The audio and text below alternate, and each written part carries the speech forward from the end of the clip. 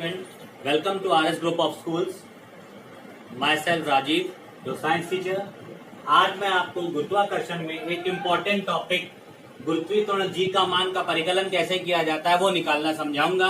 देखिए, जी के मान के परिकलन के लिए हमको सबसे पहले तीन चीजें पता होनी चाहिए। सबसे पहली होती है जी, जिसको हम लोग बोलते हैं सार्वत्रिक गुरुत्वाकर्षण नियतांक यानी यूनिवर्सल ग्रेविटेशनल कांस्टेंट। दूसरी चीज होती है एम ई, जिसको हम लोग बोलते हैं मास ऑफ अर्थ यानी पृथ्वी का द्रव्यमान। और तीसरी हमारी चीज होती है R E means radius of earth, जिसको कि हमें वैल्यू पता होनी चाहिए, जो कि डेफिनेट वैल्यू होती है 6.4 into 10 to the power 6 metre. देखिए, इसमें फॉर्मूला हमारा अप्लाई होता है small G is equal to capital G M E upon R E square. देखिए, इसका सॉल्यूशन कैसे किया जाता है। सबसे पहले हम लोग जी को एज इट इज लिखते हैं। कैपिटल जी की वैल्यू हमारी होती है 6.7 into 10 to the power minus 11 into M E means mass of earth is equal to 6 into 10 to the power 24 upon R E की वैल्यू हमारी होती है 6.4 इंटू 10 टू द पावर 6 का होल स्क्वायर। देखिए, इसका प्रोसेस बहुत इजी होता है कि हम लोग पावर्स वाली वैल्यूज को एक साथ लिखते हैं और जिन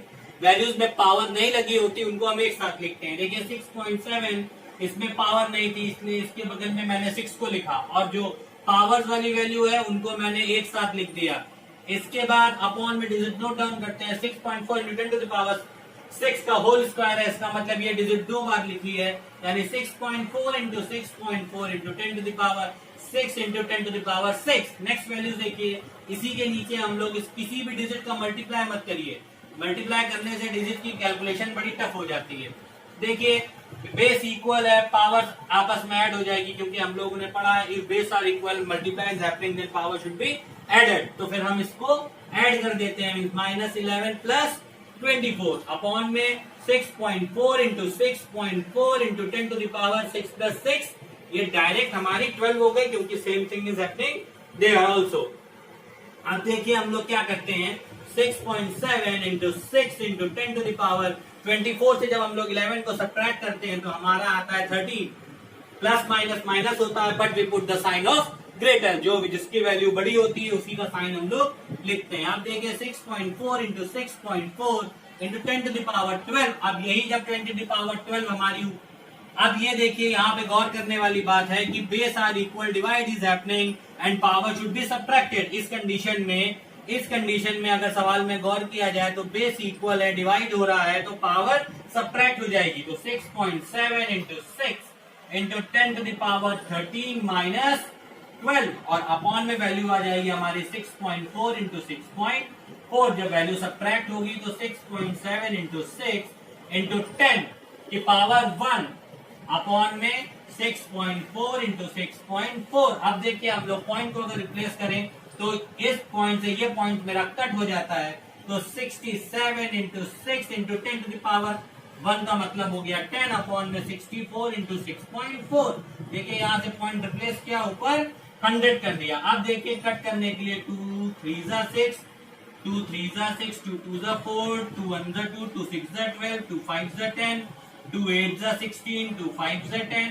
हमारी एग्जैक्ट वैल्यू आई 67 इंटू 3 इंटू 25 अपॉन 8 इंटू 64। अब आप ऊपर वाले डिजिट का मल्टीप्लाई करके नीचे वाले डिजिट का जब मल्टीप्लाई करेंगे और एक दूसरे को आपस में डिवाइड करेंगे तो आपको वैल्यू मिलेगी 9.8 मीटर पर सेकेंड स्क्वायर, जो कि हमारी स्मॉल जी की एक्चुअल वैल्यू होती है।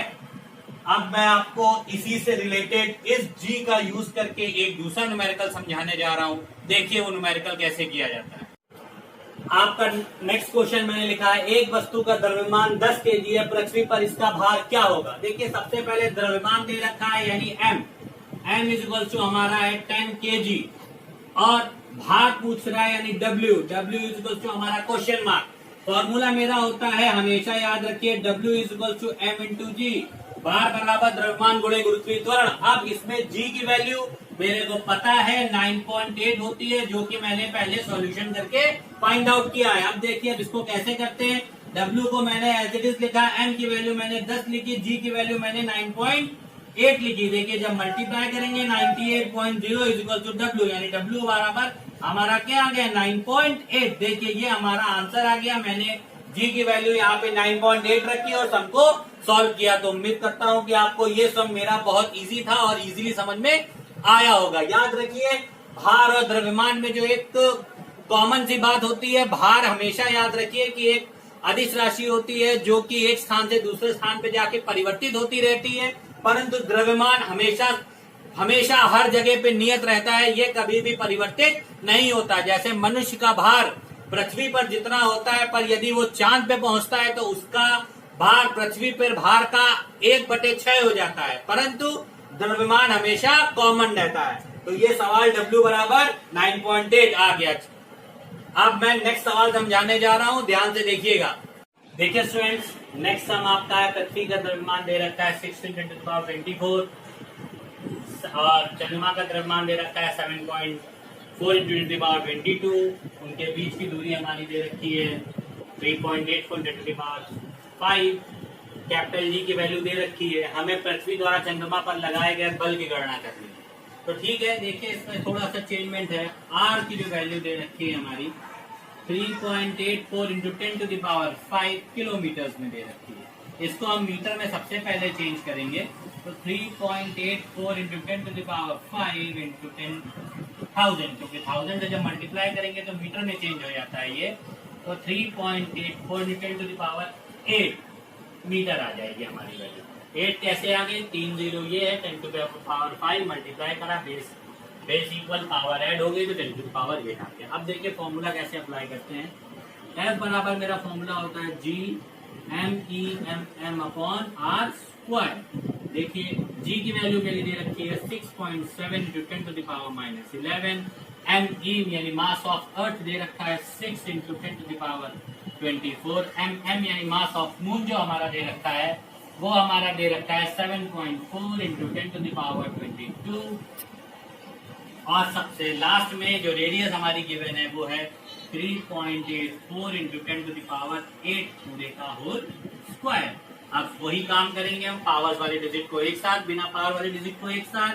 तो 6.7 × 6 × 7.4 × 10⁻⁻11 10⁻22 × 10⁻22 ये मैंने लिख दिया। अब देखिए नेक्स्ट वैल्यू हमारी इसमें क्या है, 3.84 × 3.84 × 10⁸ ×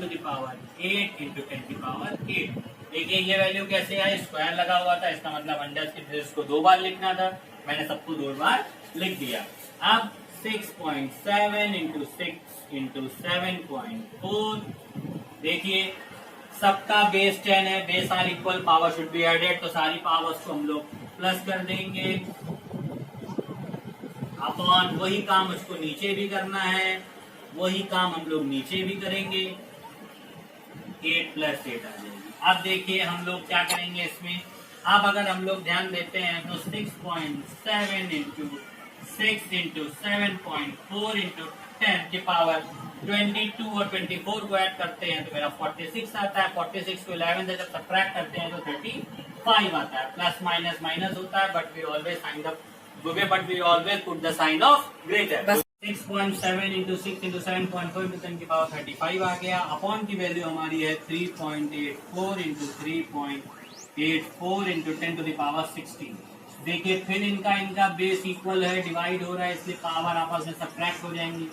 तो 6.7 × 6 × 7.4 × 10⁻35 - 16 अपॉन में वैल्यू मेरी आ गई 3.84 × 3.84।